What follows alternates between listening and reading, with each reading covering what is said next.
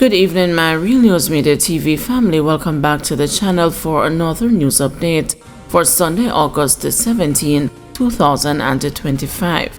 And in the news this evening, aspirants from many parties lay out their plans as a full lineup for nomination. The returning officer for Hanover Eastern, Hermina Buckner, has confirmed that 4 people have indicated that they will be seeking to be nominated on Monday as a first step to contest the September 3 general election. The 4 are the Jamaica Labour Party's Dave Brown, the People's National Party Andrea Perkis, Jordan Cunningham of the United Independent Congress, and Craig Banks of the Jamaica Progressive Party. While Brown and Perkis have been quite busy on the campaign trail over recent months, Banks and Cunningham seemingly have been operating under the radar. In an interview with the news, the 22-year-old Cunningham, who operates a marketing company that specializes in affiliate marketing, says his vision is to better the lives of the residents. I have come to realize that the country needs a lot of innovation, and I know that I have a lot of revolutionary ideas, and as such, I have decided to get involved in representational politics, said Cunningham, who lives in Hopewell. The constituents of Hanover Eastern can expect that I will be focusing a lot on economic empowerment, especially in the areas of fishing and other informal occupational areas. According to Cunningham, at present, the residents of Hanover Eastern are now forced to seek employment outside of the constituency, a situation he hopes to change through the development of industries to create local employment opportunities. I will have a lot of focus on the youths to help them to realize that staying here in Jamaica, they can help to develop our nation and to make it as prosperous as any other country in the world, he said. Expect a change, expect a greatness, and believe that we can make Jamaica great on the world scene in a lot of other ways, apart from track and the field. Banks, a 41-year-old security supervisor in the tourism sector, told the news that he is concerned about the many persons who have needs that are not being attended to, and as such, he can make a difference in their lives through representational politics. Banks is a resident of Woodside in the constituency, where residents made a makeshift structure after the bridge to their community collapsed. Some of the needs of the people are simple things like roads, infrastructure, housing, and employment, things that are attainable by government, yet they are lacking, said Banks, adding that no proper representation was taking place. I would like the people of Hanover Eastern to understand that a great change is here, and that change is coming through the Jamaica Progressive Party, and if they should elect me as their member of parliament, I would not be coming with any promises, but I would be doing, he said. National loyalty clashes with local frustration amid disappointment in last MP. In the winding, rugged hills and the coastal stretches of Manchester Southern, voters are weighing hope against disillusionment. On September 3, they will decide between returning to their People's National Party roots or extending the governing Jamaica Labour Party's historic 2020 breakthrough in the sprawling rural constituency that stretches from the border town of Poros, where abandoned railway tracks whisper of a bygone era, to the fishing beach at Alligator Pond on the other.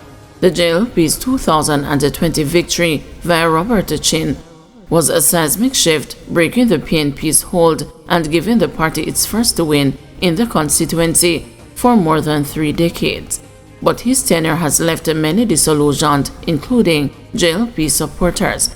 In a bid to shore up its chances, the JLP has replaced Chin with businessman Ian Ives following an internal vote in March. The PNP, viewing the seat as critical to its path back to power, has fielded Peter Bunting, a one-time aspirant for party president and a former cabinet minister, who is seeking a House return after losing his seat in the neighboring Manchester Central in 2020. All that has set the stage for a political drama where the performance of a missing member of parliament the reputation of a returning political heavyweight and the popularity of Prime Minister Andrew Holness appears set to collide. Robert Gordon, a 60-year-old fish vendor and a staunch JLP supporter from Alligator Pond, did not mince words last Tuesday, acknowledging that Chin's performance could cost the party votes. "That's why we move Robert Chin from here," he stated. "Robert promised a lot of promise and don't fulfill it. Him plan say him go fix up people place. Him plan say him go fix up road, and him don't do anything." In Pusey Hill, Sheldon Williams, a 34-year-old mechanical engineer, noted that the local JLP councillor, Iswell Cherry Brown, was far more present. "She is more outstanding than the MP, which was Robert Chin," Williams said. "Robert Chin, we never even see him." Oreen Joseph, a construction worker in Redberry, who ardently supports the PNP, readily agreed that Chin was a failure, adding that he didn't know the former MP at all.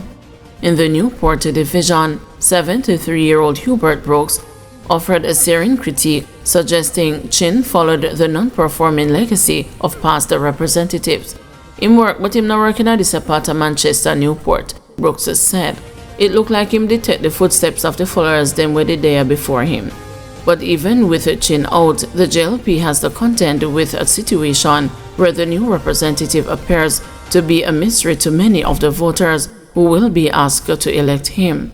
"The man with them say run round here, me not even know him," said Clinton Fuller, a 57-year-old farmer from Resource, laughing as he noted he only heard about a recent community meeting when it was nearly over.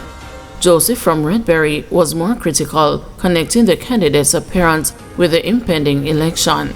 "Him no come round and come visit we," he said of Ives. "Me no know him. I'm there in the district almost every day, and me never see that man till couple months ago, till the road start to fix. A true elections are come up now." Despite the unfamiliarity with their new candidate, many JLP supporters have anchored their loyalty not to the local representative, but to the party's leader, Prime Minister Holness. For them, the election is a national referendum, and Ives is simply a means to an end. Fuller, a farmer of sweet pepper and watermelon, who was using a wheelbarrow to transport water to a drum to prepare to plant pumpkins in Cocoa Walk, is a prime example. Bauxite mining and agriculture, alongside the fishing on the coast, are the main income-earning opportunities for residents. Though Fuller admits water is the main problem, his support for the administration is unwavering.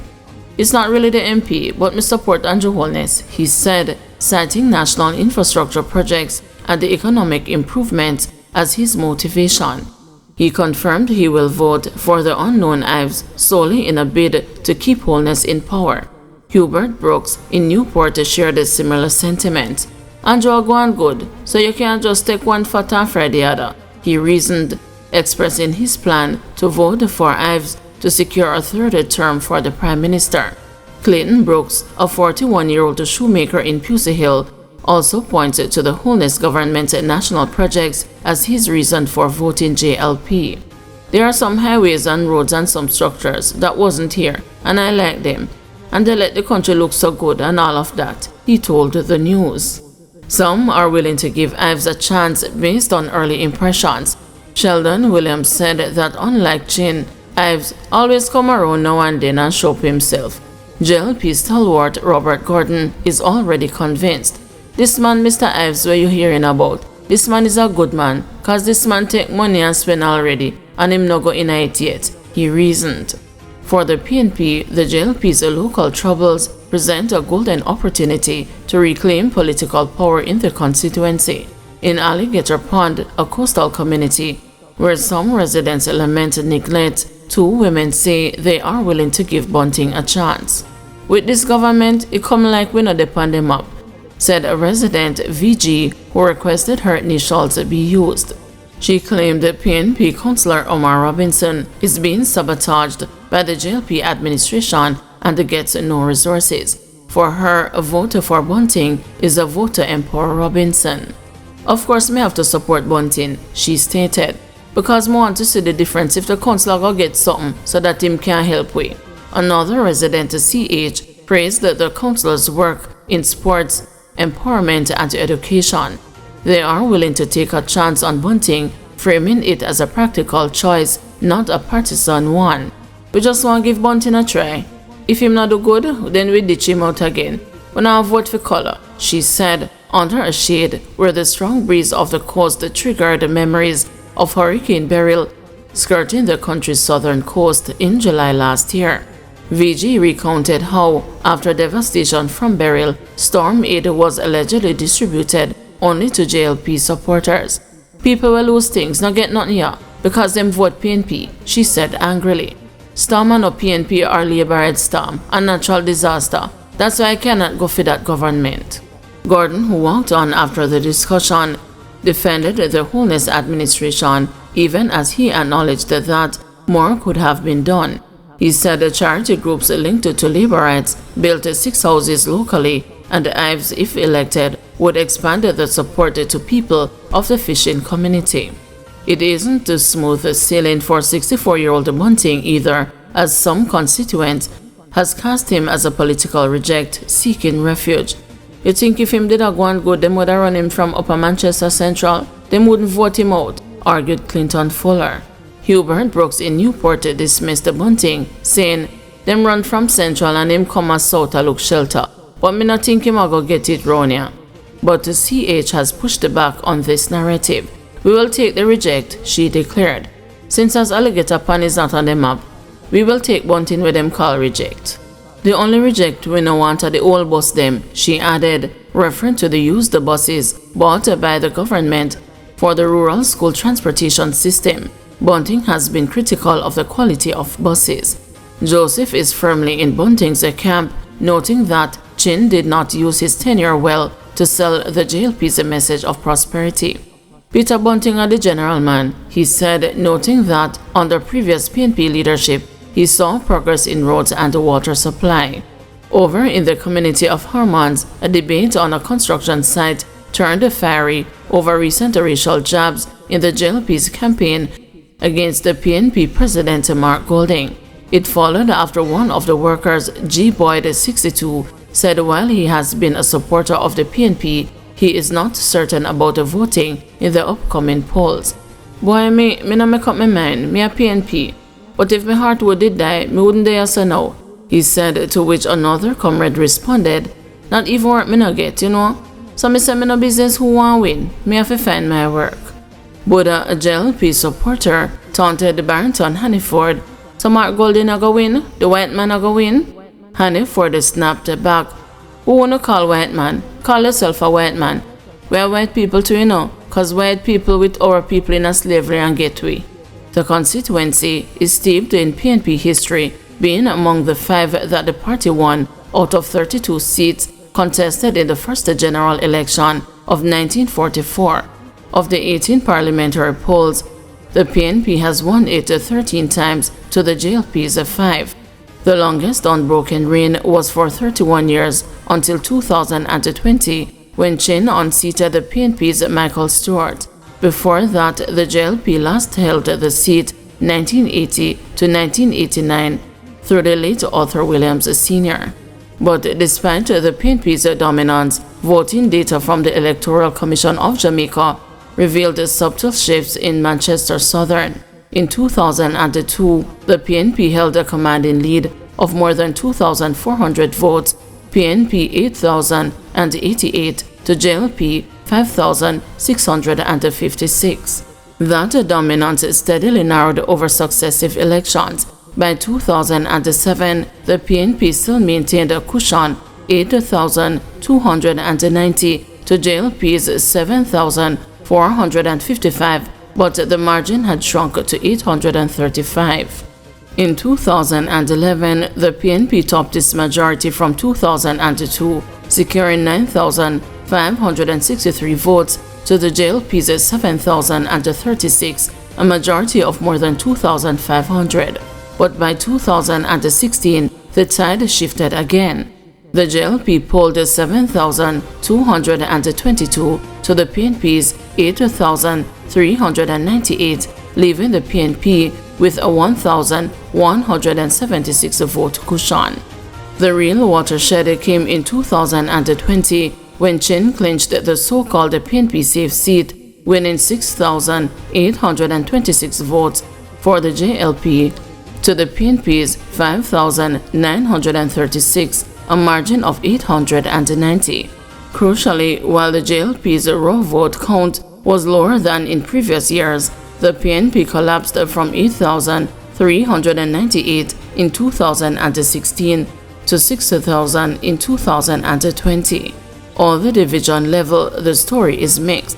Grovetown remains a JLP stronghold, often delivering the party's largest margins. Newport has long been a PNP bastion. Porous swings the JLP in local government contest, but votes a PNP in general elections, while Alligator Pond remains competitive, though it trends a PNP. Thank you everyone for watching. See you tomorrow morning at 6 a.m. for another news update.